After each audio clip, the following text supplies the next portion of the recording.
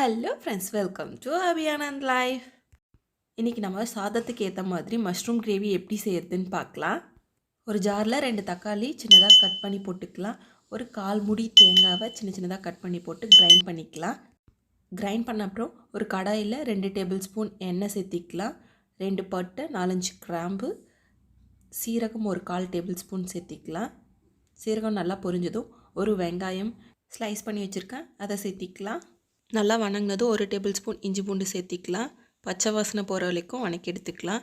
1/4 table spoon மஞ்சள் தூள், காரத்துக்கு ஏற்ற மாதிரி மிளகாய் தூள் சேர்த்திக்கோங்க. 1 நிமிஷம் மஞ்சள் தூள் மிளகாய் தூள் வணக்கிக்கலாம். அப்புறம் நம்ம அரைச்சி வச்சுருக்க தக்காளி தேங்காவை சேர்த்திக்கலாம். அப்புறம் 1 டேபிள் ஸ்பூன் மல்லித்தூள், 1 டேபிள் ஸ்பூன் கரம் மசாலா சேர்த்திக்கலாம். ஒரு 2 மினிட்ஸ் நல்லா எண்ணெயிலே வணக்கி எடுத்துக்கலாம். அப்புறம் நமக்கு தேவையான அளவு தண்ணி சேர்த்திக்கலாம்.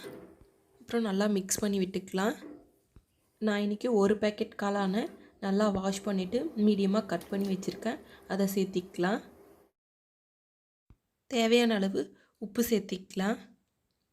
ஒரு 20 மினிட்ஸ் நல்லா கொதிக்க வச்சு எடுத்திங்கன்னா நம்மளுடைய மஷ்ரூம் கிரேவி ரெடி ஆகிடுச்சு. சாதத்துக்கு ரொம்ப நல்லா இருந்தது. கண்டிப்பாக நீங்களும் ட்ரை பண்ணி பாருங்கள். தேங்க்யூ ஃபார் வாட்சிங். பாய் பாய்.